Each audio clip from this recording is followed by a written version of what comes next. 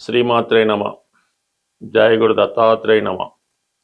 ఈ వీడియోలో మనం తులారాశి వారికి మార్చి 1 నుంచి 15 మధ్యలో జరిగే వారఫలాలు పరిశీలించినప్పుడు మరి తులారాశి వారికి ఈ రోజు నుంచే శుక్రగ్రహం ఉచ్చస్థానం అయినటువంటి 6వ స్థానంలో ప్రవేశించి అక్కడ శని భగవానుడితో కలిసి సుమారు 25 రోజుల పాటు అదే స్థానంలో సంచరించడం జరుగుతూ ఉంటుంది.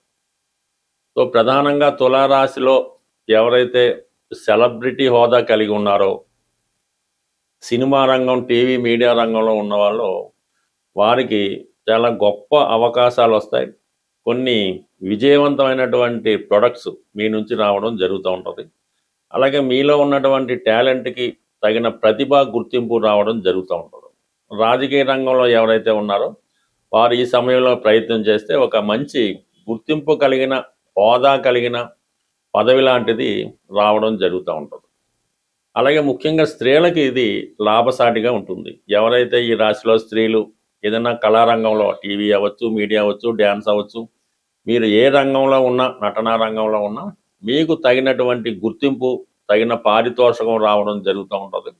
కొన్ని విదేశ అవకాశాలు లాంటివి కూడా రావడం జరుగుతుంది. మొత్తం మీద ఎవరైతే స్త్రీలు అటు ఉపాధి అవకాశాల కొరకు, వివాహం కొరకు, ఏమైనా సమస్యలు ఉంటే వాటి పరిష్కారం కొరకు ఆలోచిస్తున్నారో చాలా వరకు సక్సెస్ అవుతాయి. అలాగే మీరు ఏదైనా ఒక ఇండస్ట్రీ స్థాపించాలని ఆలోచిస్తూ రుణం కోసం ప్రయత్నం చేస్తుంటే పెద్ద మొత్తంలో రుణం ఈ సమయంలో మీకు రావడం జరుగుతూ ఉంది. మొత్తం మీద ఏంటంటే ఈ తులారాశి వారు మీ ప్రయత్నం బట్టి, మీ స్థాయిని బట్టి రాబోయే 25 రోజుల్లో, అంటే మార్చి 1 నుంచి 25 మధ్యలో జీవితంలో ఒక సెటిల్మెంటు, ఒక గుర్తింపు, ఒక స్థిరమైనటువంటి హోదా రావడం జరుగుతుంది. ఇక ప్రధానంగా మరి శని భగవానుడు 6వ స్థానంలో సంచరించడం కూడా ఒక విధంగా నిరుద్యోగులు లాంటి వాళ్ళు ఉద్యోగ ప్రయత్నం చేసినప్పుడు దానికి మరింత బలం చేకూరుతూ ఉంటుంది అన్నమాట. ఓన్లీ శని ఉన్నప్పుడు ఇది సాధారణ ఉద్యోగాలు అటు ఇటుగా వస్తూ ఉంటాయి. ఇప్పుడు మీకు శుక్రుడు కూడా అక్కడ రావడం వల్ల అటు రైల్వేలో కానీ, ఎయిర్లైన్స్లో కానీ, లేదంటే ఫైనాన్స్ సంబంధించిన సంస్థల్లో ఉద్యోగ అవకాశాలు అన్నవి ఈ రాశి వారికి, మీరు విదేశంలో ఉన్నా, స్వదేశంలో ఉన్నా కంపల్సరిగా నిరుద్యోగులు కంపల్సరిగా ఉపాధి అవకాశాలు రావడం జరుగుతూ ఉంది. ఇక కేతువు లాభస్థానంలో ఉండడం వల్ల మీరు ఏదైనా ఒక ప్రయత్నం చేస్తున్నప్పుడు ఈ సమయంలో మీ ఇష్టదైవాన్ని కానీ, విఘ్నేశ్వరుని కానీ ప్రార్థించడం వల్ల, అలాగే ఈ కేతువు సూర్య నమస్కారం అంటే రవి యొక్క రాశి అయినటువంటి సింహరాశిలో ఉండడం వల్ల మరి మీరు సూర్య భగవాను ఎంత బాగా ప్రసన్నం చేసుకుంటే అంతగా మీకు విజయ అవకాశాలు రావడం జరుగుతూ ఉంటుంది. అంటే తులారాశి వారికి, తులాలగ్నం వారికి మరి 11వ స్థానం అయినటువంటి సింహరాశి బాధక స్థానం అవుతుంది. ఆ రాశ్యాధిపతిగా ఉన్నటువంటి రవి బాధకుడు అవుతూ ఉంటాడు. మరి అందువలన ఏదో ఇబ్బంది ప్రభుత్వం నుంచి కానీ, మీ పెద్దవారి దగ్గర నుంచి కానీ రాకుండా ఉండాలంటే మీరు సూర్య భగవాన్ని ఆరాధించుకుంటే అందులో ఉన్నటువంటి కేతు భగవానుడు మీకు మీ యొక్క ప్రయత్నానికి గ్రీన్ సిగ్నల్ ఇవ్వడం జరుగుతూ ఉంటుంది.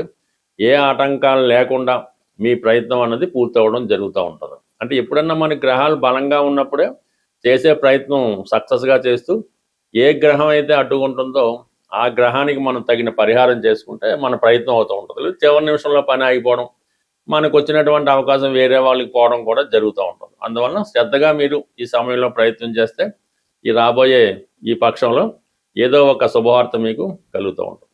ఇంకా పంచమ స్థానంలో ఉన్నటువంటి రాహు, ఇది సాధారణంగా పెద్ద పెద్ద వ్యవహారాలు చేస్తున్న వారికి, సినిమా రంగంలో ఉన్న వాళ్ళకి బాగా ఉపయోగపడుతూ ఉంటుంది. అలాగే ఏదన్నా అత్యాశకు పోవడం వల్ల షేర్ మార్కెట్ వంటి వాటిల వల్ల కానీ కొంతవరకు నష్టపోయే అవకాశం ఉంది. మీకు మీరుగా కూడా ఏదో ఒక ప్రలోభానికి లొంగిపోవడం, సరైన నిర్ణయం తీసుకోలేకపోవడం వల్ల కూడా నష్టపోయే సూచనలు ఉన్నాయి. కాబట్టి బట్ ఏదైనా ఒక నిర్ణయం తీసుకునే ముందు కంపల్సరిగా ఆ శాఖలో అనుభవజ్ఞుల వారి సలహా తీసుకోవాలి తప్ప లేని పక్షంలో నష్టపోవడం జరుగుతుంది. రిపీటెడ్గా చేసిన పనే చేస్తూ ఉంటారు ఈ తులారాశి వారు. ఒక చోట నష్టపోయాం, మళ్ళీ అక్కడే సంచరిస్తూ ఉంటారు, అందులోనే పెట్టుబడి పెడుతూ ఉంటారు, దాని చుట్టే తిరుగుతూ ఉంటారు. ప్రధానంగా అటు సినిమా ఫీల్డ్లో ఉన్నవాళ్ళు కానీ, లేదంటే ఏదైనా షేర్ మార్కెట్లో ఉన్నవాళ్ళు, లేదంటే ఏదైనా ఈ బలహీనత, ఈ షేర్ మార్కెట్, జోదం, పేకాట, లేదంటే ఈ రేసులు, వాటిలో అంటే మీరు ఒకసారి మీకు అక్కడ రాణించినప్పుడు దాన్ని ఎంత తొందరగా దాని నుంచి బయటకు వస్తే అంత మంచిది తప్ప పదే పదే రిపీటెడ్గా అదే వ్యసనాన్ని కొనసాగించినప్పుడు జీవితం చాలా పతనావస్థకి వెళ్ళే అవకాశం ఉంటుంది. కాబట్టి ఈ విషయంలో కొంతవరకు అటువంటి వాడి జోలికి పోకపోవడం మంచిది. ఎందుకంటే అక్కడ కుజుడు అక్కడే ఉన్నాడు, బాధకుడు రవి అక్కడే ఉన్నాడు.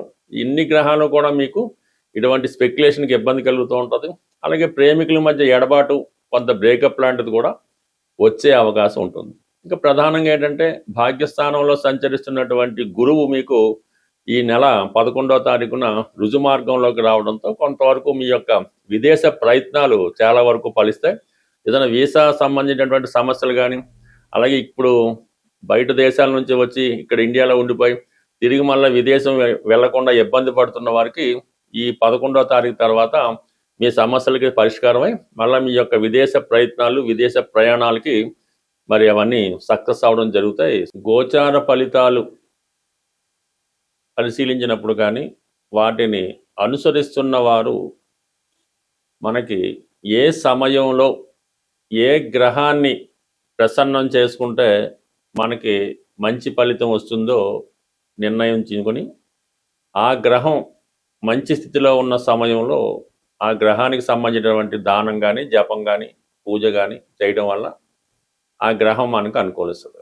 ఏదన్నా ఒక గ్రహం నీచ స్థితిలోనో, శత్రుస్థానంలోనో, వేరే బంధన యోగంలో ఉన్నప్పుడు మనం ఆ గ్రహానికి ఎన్ని పరిహారాలు చేసినా పెద్దగా దాని ఫలితం అన్నది మనం పొందలేకపోతూ ఉంటాం.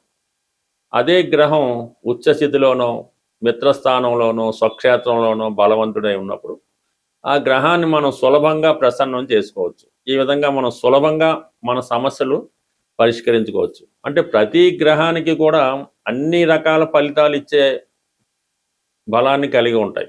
రవి ధనాన్ని ఇస్తాడు, ఆరోగ్యాన్ని ఇస్తాడు.